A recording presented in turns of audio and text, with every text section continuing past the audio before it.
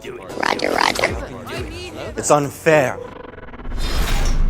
would be honored if you would join us. Hey guys, how are you all doing today? So in this part of the Revenge of the Sith novelization, it takes place following the scene where Anakin just tells Mace Windu that Palpatine is the Sith Lord, where he goes to the Jedi Council to wait until their return. It's a very long passage and it makes Twilight look action-packed, so wait, Yoda! Cut some scenes here to make it shorter for this video, but there are some gems here to take from that make it interesting. And besides, this is what Anakin's thought process was just before rushing to sacrifice Mace and turn to the dark side. So here we go. Alone in the chamber of the Jedi Council, Anakin Skywalker wrestled with his dragon. He was losing.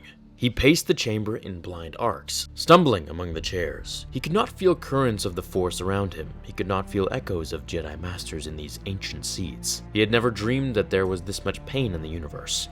Physical pain he could have handled even without his Jedi mental skills. He'd always been tough. At 4 years old, he'd been able to take the worst beating Watto would ever deliver without so much as making a sound. Nothing had prepared him for this. He wanted to rip open his chest with his bare hands and claw out his heart. What have I done? The question started as a low moan, but grew to a howl he could no longer lock behind his teeth. He knew the answer.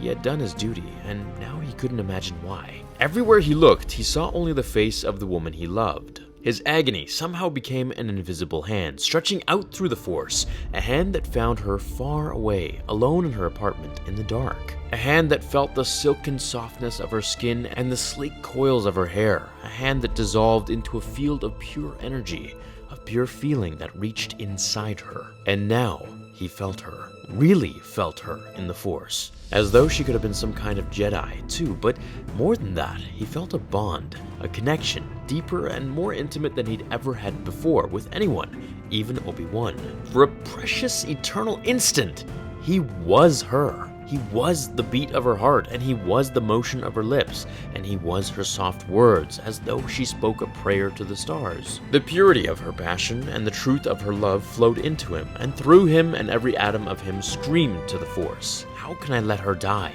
The Force had no answer for him. The dragon, on the other hand, did. All things die, Anakin Skywalker, even stars burn out. And no matter how hard he tried to summon it, no wisdom of Yoda's, no teaching of Obi-Wan's, not one scrap of Jedi lore came to him that could choke the dragon down.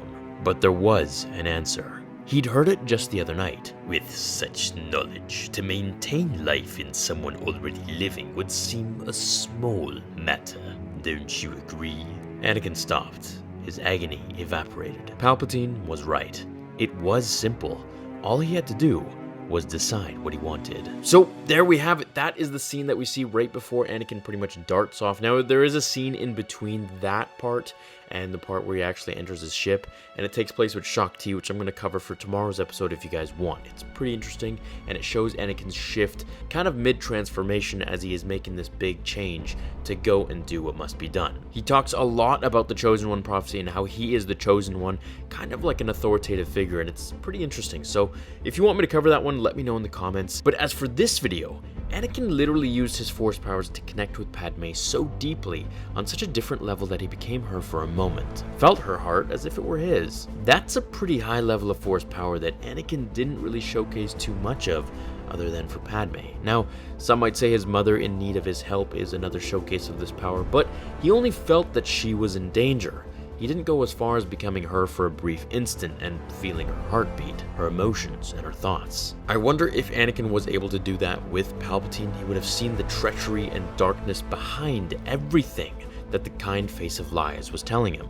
It's just a glimpse into how powerful Anakin could have become had he not lost to Obi-Wan. His main ability was taken from him, which was the power to see into the future, and this was just one of those similar to it. If you were Anakin, would you have stayed in the council chambers, or would you have followed your intuition and helped kill Mace Windu and turned to the dark side? Let me know down below. I will see you all in the next episode of Star Wars Theory. Until then, my fellow Jedi and Sith friends, remember, The Force will be with you always.